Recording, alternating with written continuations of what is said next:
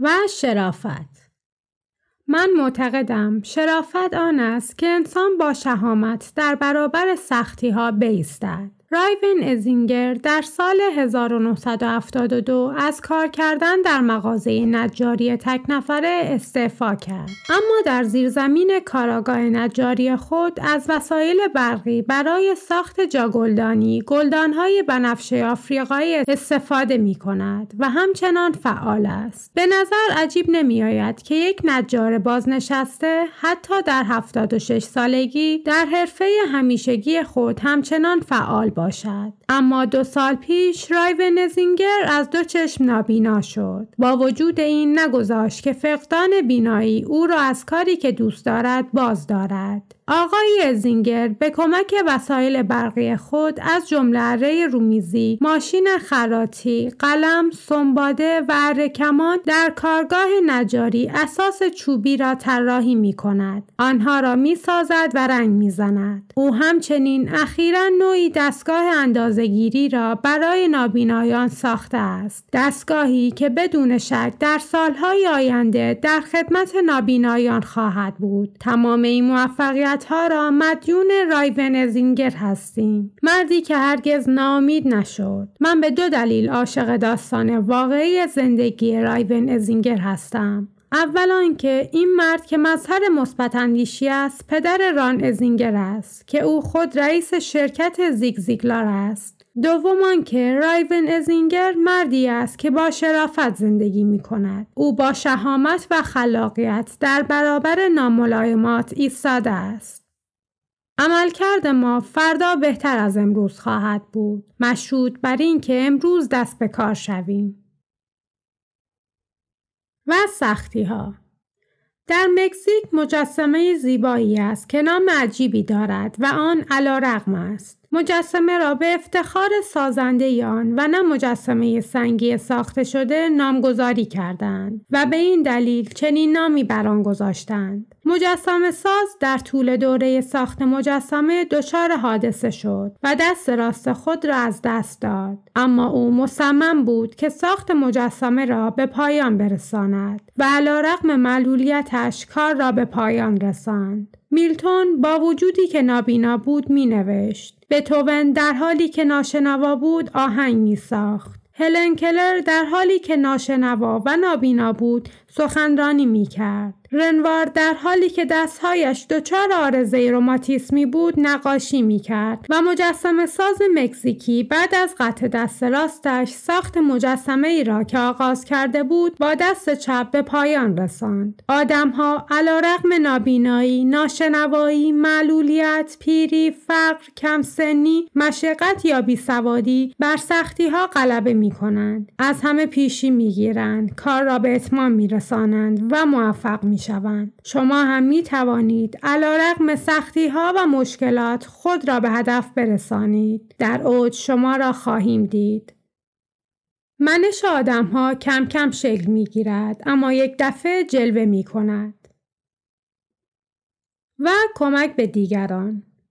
در سال 1977 مجله‌ای به نام گاید پست گزارش مردی را نوشت که برای کوهپیمایی به کوهستان رفته بود. ناگهان برف و کولاک او را غافلگیر کرد و در نتیجه راهش را گم کرد. از آنجا که برای چنین شرایطی پوشاک مناسبی همراه نداشت، می‌دانست که هر چه سریعتر باید پناهگاهی بیابد. در غیر این صورت یخ می‌زد و می‌مرد. علی‌رغم تمام تلاش‌هایش، دست‌ها و پاهایش بر اثر سرما کرخ شدند. می‌دانست که وقت زیادی ندارد. در همین موقع پایش به کسی خورد که یخ زده بود و در شرف مرگ بود. او میبایست تصمیم خود را میگرفت. به امید نجات جان خود به راه خود ادامه بدهد یا به کمک این مرد یخ زده بشتابد. تصمیم خود را فوراً گرفت. دستکش‌های خیس خود را درآورد، کنار مرد یخ زده زانو زد و دستها و پاهای او را ماساژ داد. مرد یخ زده جان گرفت و تکان خورد و آنها به اتفاق هم به جستجوی کمک رفتند. بعدها این مرد اذعان داشت که او با کمک به دیگری در واقع به خودش کمک کرد. کرختی دستهایش با ماساژ دادن دیگری از بین رفت. هر روز بیشتر از روز قبل معتقد می شوم که مطمئن ترین راه رسیدن به قله زندگی زندگی کمک کردن به دیگران است تا بتوانند به جای باثباتی برسند.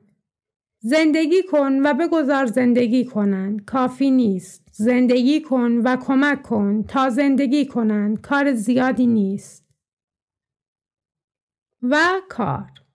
شما ممکن است به اعماق نومیدی فرو بروید و پس از چندی خود را بالا بکشید. کارولین استارتلی مثال بسیار زیبای این جمله است. او در زندگی 2 بار به اعماق نومیدی فرو رفت. در 26 سالگی وقتی که صاحب دختری بود همسرش فوت کرد و در 32 سالگی 3 بانک با تقاضای وام او برای شروع کار جدید مخالفت کردند. اما او دست از هدف خود بر نداشت، بلکه بیشتر و بیشتر کار کرد و سرانجام سرمایه‌ای مورد نیازش را از یک شرکت اعتباری دریافت و شرکت ساختمانی تأسیس کرد. بله، کارولین استارتلی کارهای ساختمانی انجام می‌دهد، اما ذهن او یقیناً مثل بتون نیست. ذهن او مغشوش و ثابت نیست. او به کشورهای دیگر سفر می‌کند، به غواصی و چتربازی می‌پردازد. به اتفاق دخترش به اردو می‌رود و همچنان 12 ساعت در شبانه روز کار می‌کند. او می‌داند که اگر اندیشه‌ای داشته باشد، کاراترین، عملی‌ترین و زیباترین فلسفه جهان بی‌تأثیر خواهد بود، مگر آنکه خودش کار کند. بسیاری از آدم‌ها پس از اینکه شغلی می‌یابند، انگیزه کار کردن را از دست می‌دهند. کارولین استارتلی از دسته این آدم‌ها نیست. مطمئنم که شما نیز جز این آدم‌ها نیستید.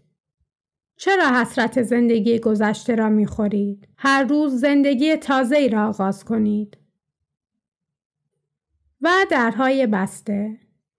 بسیاری از آدم‌ها آرزو می‌کنند که روزی بتوانند برای خودشان کار کنند. الدون کمپ پس از اینکه در حین انجام وظایفش به عنوان ناخدای یک کشتی باری در رودخانه میسیسیپی شدیداً آسیب دید، مدت زیادی در مورد امکانات شروع کار جدید اندیشید. نگرانی او از این بود که این آسیب به معنای پایان یافتن کارش باشد. بعد از ماه‌ها درمان و قرار گرفتن تحت عمل جراحی و سپری کردن دوره نقاهت، آینده در پیش چشمانش تیره و تار بود. اما الدون همواره در کار چوب و نجاری مهارت داشت. اوقات فراغت خود را به ساختن کابینت آشپزخانه می‌گذراند. اندکی کار تزیینی با چوب برای خانه جدید یکی از دوستانش انجام داد و کار او چنان با مهارت و زیبایی همراه بود که سفارش‌های متعددی برای این نوع کار دریافت کرد. چندی نگذشت که الدون مجبور شد از کسی برای اجرای سفارشات کارهای تزیینی و کنده‌کاری با چوب کمک بگیرد. در حال حاضر الدون 6 کارگر تمام وقت در مغازه کابینت سازی و تزیینات چوب زیر دست دارد و کار جدیدی را آغاز کرده است و خدمات نگهداری از منازل را در محله خودشان به عهده دارد. حادثه‌ای که برای الدون کمپ اتفاق افتاد موجب شد که او کارش را به عنوان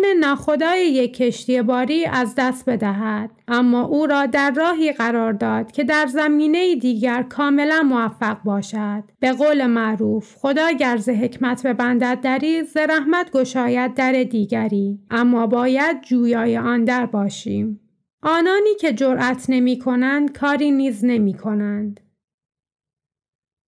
و ناملایمات. زندگی را شما می سازید. به عبارت دیگر، شما نمی توانید کارت هایی را که در بازی زندگی به شما می رسد عوض کنید، اما نحوه بازی شما با آن کارت ها در برد یا باخت شما در بازی زندگی نقش دارد. وقتی وندی استوکر دانشجوی سال اول دانشگاه فلوریدا بود، در مسابقات ایالتی شیرجه دختران نفر سوم شد. با اختلاف 2.5 امتیاز مقام اول را از دست داد. وقتی که وندی سال آخر دوره دانشجویی را می‌گذراند، به عنوان مبتدی مقام دوم را در مسابقات شنای فلوریدا کسب کرد. وندی دختری شاد و مثبت به نظر می آید که قادر است زندگی را به هر صورتی که می خواهد بسازد. شما با این نظر موافقید؟ او چنین آدمی است. در واقع وندی زندگی را آنطور که خواسته ساخته است. اگرچه در بدو تولد فاقد دو دست بود. وندی در حالی که از داشتن دو دست محروم است، از بازی بولینگ، اسکی روی آب و تحریر بیش از 45 کلمه در دقیقه با ماشین تحریر لذت میبرد. او دانشجوی رشته فیزیوتراپی است و مطمئناً موفق خواهد شد. بگذارید شما را تشویق کنم که وندی را سرمشق خود قرار دهید و در مورد خواسته هایتان افکار مثبت داشته باشید. علیرغم موانعی که سر راه شما وجود دارد، به یاد داشته باشید که زندگی را شما میسازید. موفقیت همیشگی نیست. شکست محتوم نیست. جرأت است که اهمیت دارد. و کنترل آینده خودمان. او در سال 1961 عضو انجمن لیگ بازیکنان حرفه‌ای فوتبال شد. گزارش پیشاهنگی در مورد او چندان درخشان نبود، اما او تنها کسی بود که آن گزارش را قبول نداشت. طبق گزارش پیشاهنگی او کوچکتر از آن است که بازیکن خط حمله عقب شود. پاهایش ضعیف است و آهسته می‌دود و طاقت تنبیه ندارد. بعد از خواندن این گزارش به احتمال زیاد به نظر می رسد که تنها شغل مناسب برای او شغلی است ملایم و امن، خارج از دنیای خشن و آشفته فوتبال. چه احساسی به شما دست می دهد وقتی که گزارش دوره پیشاهنگی خودتان را بخوانید؟ مرد جوانی که گزارش فوق در مورد او نوشته شده است، انسانی مصمم و اهل جورجیای آمریکاست. او سال اول بعد از خواندن گزارش در مورد خودش تیم فوتبال تشکیل داد و در مدت کوتاهی بازیکن خط حمله عقب شد. او نه تنها بهترین بازیکن خط حمله عقب شد، بلکه پاسکاری را خوب می‌دانست و توپ را به راحتی پیش می‌برد و به همین دلیل شهرت یافت. از قضا فرانک تارکنتون نه تنها بیش از سایر بازیکنان خط حمله عقب در انجمن لیگ بازیکنان حرفه‌ای فوتبال باقی ماند، بلکه بیش از هر بازیکن دیگری توپ را به تنهایی در زمین بازی پیش می‌برد. بله، فرانک تارکنتون یکی از پاسدهندگان برجسته همه دوران‌ها در لیگ ملی فوتبال است. از خود ناامید نشوید. حتی اگر گزارش دوره پیشاهنگی در مورد شما خوب نباشد، با این همه این شما هستید که تصمیم میگیرید با توانایی‌هایتان چه کنید. من هیچ گونه علم غیب ندارم که اوضاع اقتصادی آینده را ببینم، اما می توانم آن را آنچنان که بخواهم بسازم. از این قضیه مطمئنم. و جدیت.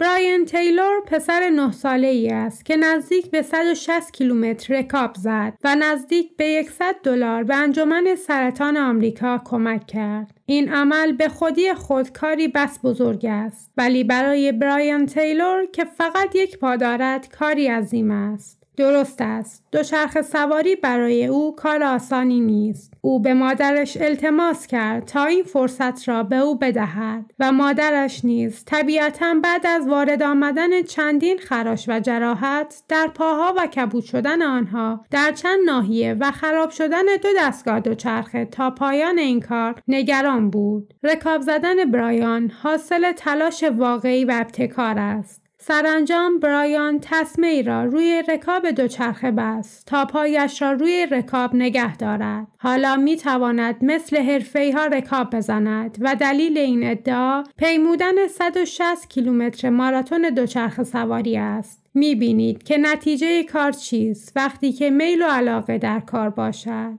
کاری که برایان کرد برای او کار ساده‌ای نبود. حقیقت این است که زندگی سخت و دشوار است، اما اجر و پاداش دارد، به ویژه وقتی که فرد نیز جدی و پرطاقت باشد. برگی از کتاب برایان تیلور بردارید، به اساس مطلب آن بروید. یقیناً شما را در اوج خواهیم دید.